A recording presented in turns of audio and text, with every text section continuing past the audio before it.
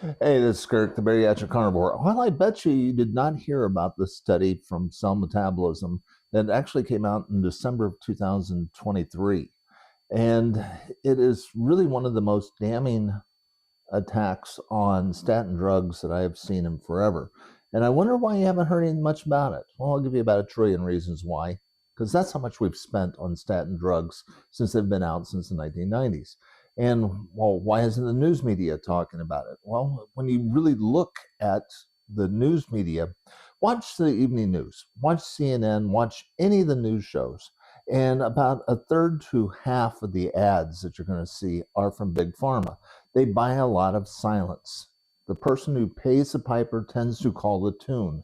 And they unfortunately control a lot of the narrative when it comes to pharmaceuticals in this country. And you don't see as many studies or stories on negative stories on drugs and pharmaceuticals. Uh, they buy a lot of silence and complicit silence.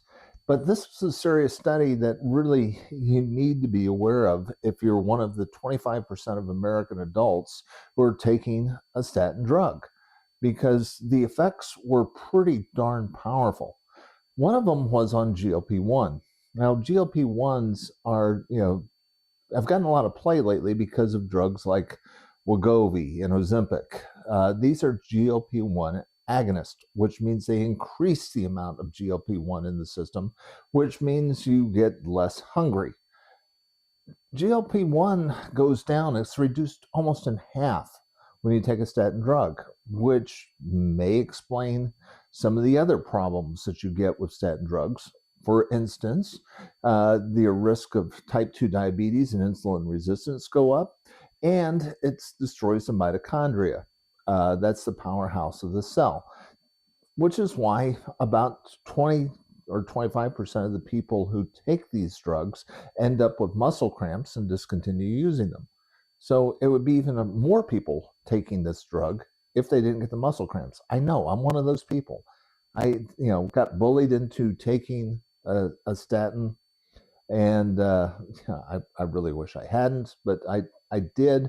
I tried it mainly because I wanted to see if it had an anti-inflammatory effect, which was one of the reasons why a lot of doctors think these drugs actually reduce slightly a heart attack risk, because they reduce inflammation within the body too, as well as lowering cholesterol.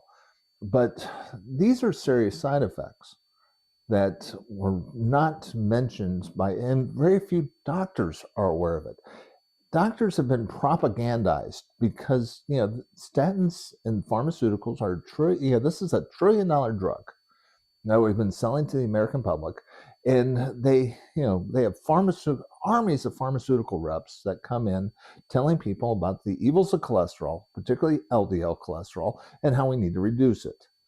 And because of all this propaganda that's been going on over the years, your doctor believes it completely, and they believe that statins are safe. They really did consider for a while back in the 90s about putting statin in the water supply, because that was going to be so important to reducing heart attack risk. Now, let's think about this logically a little bit. Back in the 1960s, half the American adults smoked. One of the greatest threats to heart health out there is smoking. And after the Surgeon General's report came out, most of those people quit. We're now down, we went from 50% of adults smoking to less than 10% who are regular smokers.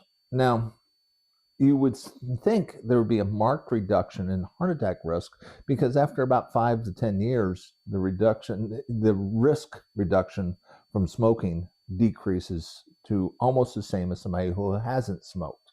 So there's no major cutback in the number of people having heart attacks, even after they gave up smoking. And then you add to that the fact that we've got a quarter of the population, the adult population, on a statin drug. We should be in the golden age where there shouldn't be any heart attacks. And, the only thing the Heart Association will tell you is the number of heart attack deaths or cardiovascular deaths has gone down. And that is true, but that's mainly because we've gotten so darn good at being able to treat it.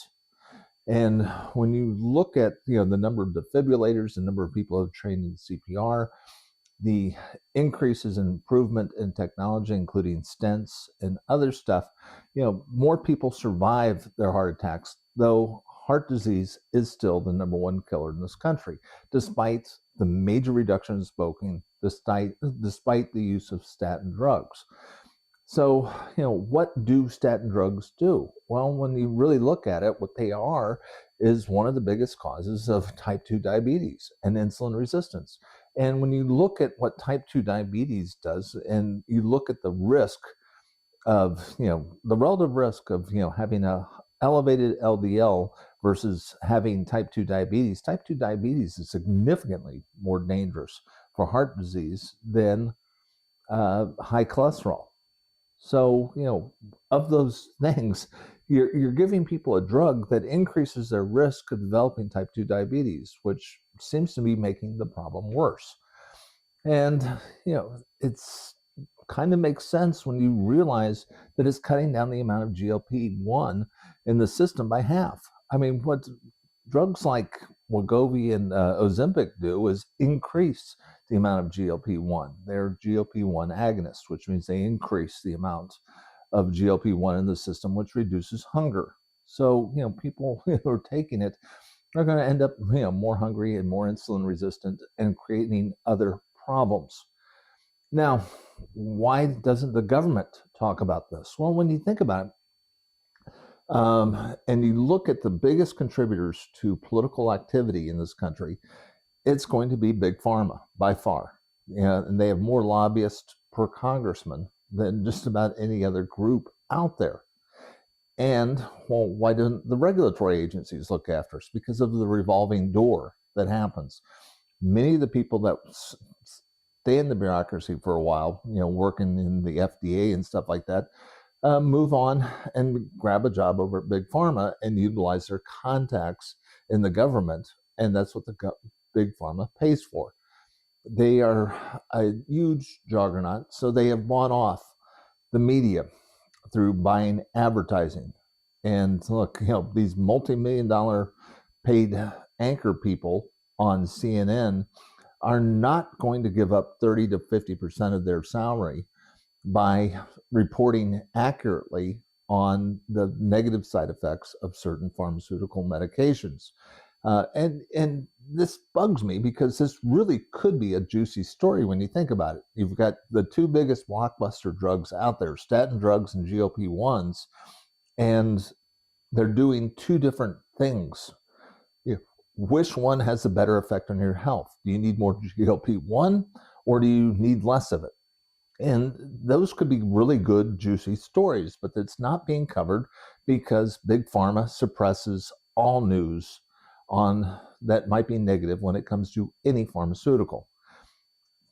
Government's not going to save you because, frankly, they're just not interested in it because they're not going to give up their funding of their campaigns.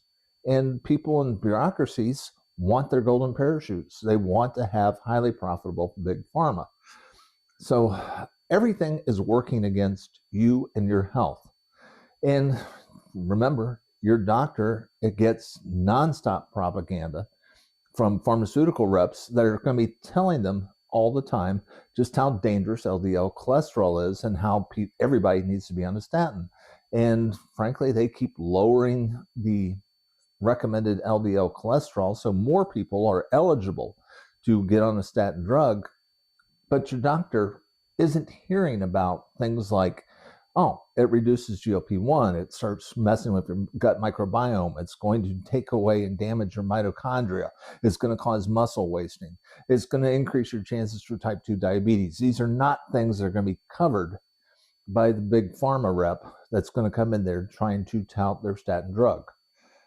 And it's a lot of money. I mean, $1 trillion worth of drugs in that particular class is significant cash. And it's not going to go away anytime soon. You can only arm yourself.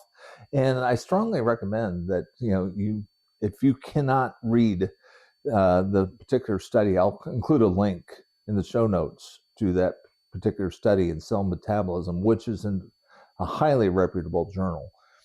If if you can't read it, give it to your doctor and ask them before they try to put you on a statin to say, hey, look, do I really need to be taking a drug that's going to increase my risk of type 2 diabetes? That's a real interesting question that, frankly, you deserve a good answer for. I am not a doctor. I'm not a research scientist. I am an end user who cares about his health, and I share this information with other people. This is Kirk, the Bariatric Carnivore. If you like this message, please hit like and subscribe. Join this channel of other like-minded folks. I try to put out a couple messages each week. I will talk to you again soon.